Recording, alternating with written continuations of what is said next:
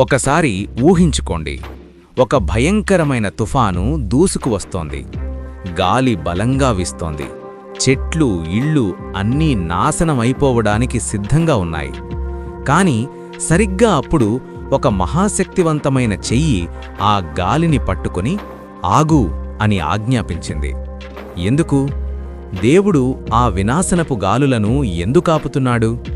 తన బిడ్డలకు ఒక రక్షణ ముద్ర వేసేంత వరకు ఈ లోకానికి ఎలాంటి హాని జరగకూడదని ఆయన ఆజ్ఞాపించాడు. ఆ ముద్ర వెయ్యబడిన వారు ఎవరు? ఆ 1,44,000 మంది ఎవరు? వినాశనం మధ్యలో దేవుని రక్షణ ఎలా ఉంటుందో ఈరోజు మనం చూడబోతున్నాం. అందరికీ వందనాలు. డైలీ బైబిల్ స్టడీ 14వ రోజుకు మీకు స్వాగతం. నిన్న డే 13లో మనం 6వ ముద్ర విప్పబడినప్పుడు జరిగిన భయంకరమైన ప్రళయాన్ని చూశాం. ఆకాశం చాపలా చుట్టబడింది. ధనవంతులు కొండల కింద దాక్కున్నారు. అందరూ అనుకున్నారు, ఇక లోకం అంతమైపోయింది అని. కానీ ఈరోజు డే 14లో దేవుడు ఒక పాజ్ బటన్ నొక్కాడు. 7వ ముద్ర విప్పడానికి ముందు ప్రకటన గ్రంథం 7వ అధ్యాయం 1 నుండి 8 వచనాలు మనం చూడబోతున్నాం. ఇక్కడ తీర్పు కాదు, దేవుని కృప కనిపిస్తోంది. మొదటి వచనం చూడండి. దీని తరువాత భూమి 4 దిక్కుల యందు 4 దేవదూతలు నిలిచియుండుట చూచితిని. వారు భూమి మీదనైనను సముద్రం మీదనైనను ఎట్టి గాలియూ వీయకుండునట్లు ఆ 4 గాలులను పట్టుకునియుండిరి. బైబిల్లో గాలులు అంటే దేవుని తీర్పుకు సాదృశ్యం. ఆ 4 గాలులు భూమిని నాశనం చేయడానికి సిద్ధంగా ఉన్నాయి. అప్పుడు 2వ వచనంలో తూర్పు దిక్కు నుండి ఇంకొక దూత పైకి వచ్చాడు. అతని చేతిలో ఒక ప్రత్యేకమైన వస్తువుంది, జీవముగల దేవుని ముద్ర. ఆ దూత పెద్ద శబ్దంతో ఇలా అన్నాడు. 3వ వచనం, మేము మా దేవుని దాసుల నొసళ్లయందు ముద్ర వేయుట ముగించు వరకు భూమికైనను సముద్రానికైనను చెట్లకైనను హాని చేయవద్దు అని. ఈ ముద్ర అంటే ఏంటి? పాతకాలంలో రాజులు తమ సొంత ఆస్తి ఏదైనా ఉంటే దానిమీద మైనం వేసి తమ ఉంగరంతో ముద్ర వేసేవారు.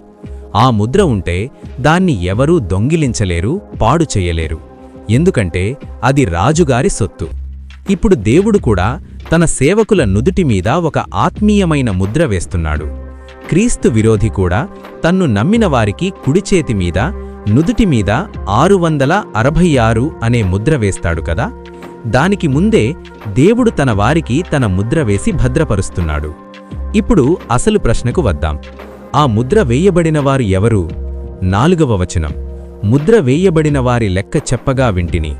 ఇశ్రాయేలీయుల గోత్రాలన్నిటిలో ముద్ర వేయబడిన వారు 1,44,000 మంది, 1,44,000. బైబిల్ స్టూడెంట్స్కి ఇక్కడే పెద్ద డౌట్ వస్తుంది. వీరెవరు?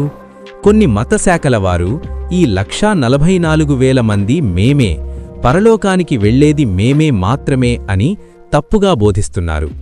ఇంకొందరు వీరు యూదులు కాదు, వీరు ఆత్మీయ ఇశ్రాయేలీయులు అనగా నేటి క్రైస్తవ సంఘం అని అంటారు.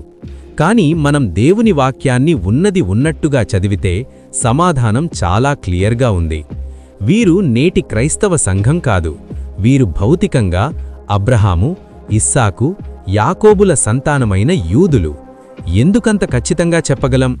ఎందుకంటే 5వ వచనం నుండి 8 వచనాల వరకు దేవుడు ఆ 12 గోత్రాల పేర్లను స్పష్టంగా రాశాడు.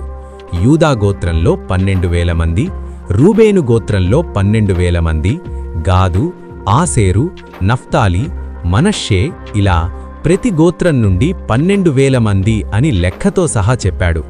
సంఘంలో ఇలాంటి గోత్రాలుండవు కదా. సంఘంలో యూదుడు, గ్రీసు దేశస్థుడు అనే భేదం లేదు. కాబట్టి వీరు ఖచ్చితంగా ఆ శ్రమల కాలంలో భూమి మీద ఉన్న ఇశ్రాయేలీయులే. మరి వీరి ప్రత్యేకత ఏంటి? దేవుడు వీరిని ఎందుకు ముద్రించాడు? మనం 4వ అధ్యాయంలో చూశాం. సంఘం అప్పటికే ఎత్తబడింది. సంఘం భూమి మీద లేనప్పుడు సువార్త ఎవరు ప్రకటిస్తారు? దేవుని గురించి లోకానికి ఎవరు చెప్తారు? అందుకే దేవుడు తన పాత నిబంధన ప్రజలైన ఇశ్రాయేలీయుల వైపు మళ్లీ తిరిగాడు. ఈ 1,44,000 మంది యూదులు దేవుని ఎన్నుకున్న ప్రత్యేకమైన సువార్తికులు.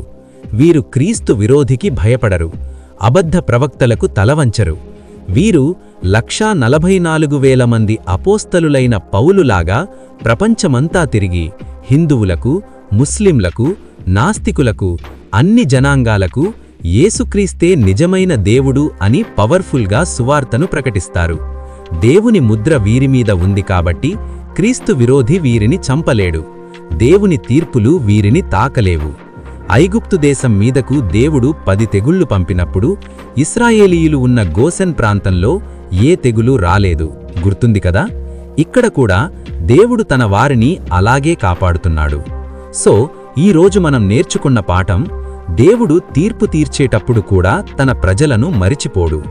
లోకమంతా నాశనమవుతున్నా సరే తన బిడ్డలను కాపాడుకోవడానికి ఆయన తుఫానులను కూడా ఆపేస్తాడు. ఈరోజు మీరు దేవునిలో ఉన్నారా? యేసుక్రీస్తు రక్తం ద్వారా పరిశుద్ధాత్ముని ముద్ర మీ మీద ఉందా? అయితే మీరు భయపడాల్సిన అవసరం లేదు. దేవుని ముద్ర ఉన్నవారిని సాతాను తాకలేడు. మీ జీవితంలో ఎంత పెద్ద తుఫాను వచ్చినా దేవుడు దాన్ని మీకోసం ఆపగలడు. ధైర్యంగా ఉండండి. కాని ఈ 144,000 మంది యూదులు సువార్త ప్రకటిస్తే ఏం జరుగుతుంది? ఎవరైనా మారుమనస్సు పొందుతారా? అది మనం రేపు డే 15లో చూద్దాం. రేపు మనం భూమి మీద కాకుండా పరలోకంలో ఒక అద్భుతమైన దృశ్యం చూడబోతున్నాం. ఎవరూ లెక్కపెట్టలేనంత ఒక మహాసమూహం సింహాసనం ముందు నిలబడి ఉంది. వారు ఏ భాషలు మాట్లాడుతున్నారు? వారి చేతిలో ఉన్న ఖర్జూరపు మట్టలు ఏంటి? అది రేపు చూద్దాం. దేవుని రక్షణ ముద్ర మీకు భద్రతనిచ్చుగాక. ఆమేన్. పూరధ్వని వినిపిస్తోంది, ఇది చివరి పిలుపు. కళ్ళు తెరవండి, సిద్ధపడండి, యేసే రక్షకుడు. ఆఖరి తీర్పు ఇది, అగ్ని పరీక్ష. నిత్యరాజనికి సిద్ధపడు.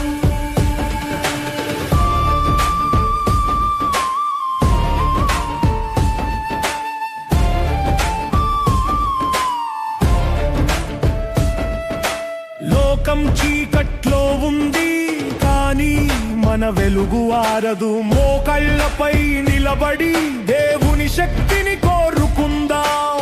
ఈ రోజు నీకు సమయం ఉంది, రేపు రాకపోవచ్చు. యేసు కోరుతున్నాడు, పరిశుద్ధతలో నడువు. సింహాసనంపై సింహం వస్తున్నాడు, న్యాయాధిపతిగా వస్తున్నాడు. పూరధ్వని వినిపిస్తోంది, ఇది చివరి పిలుపు. కళ్ళు తెరవండి, సిద్ధపడండి, యేసే రక్షకుడు.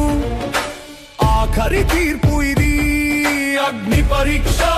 నిత్యరాజనికి సిద్ధపడు.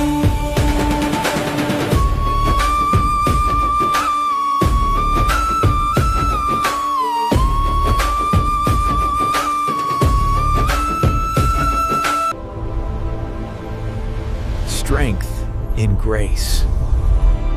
It's all about Jesus.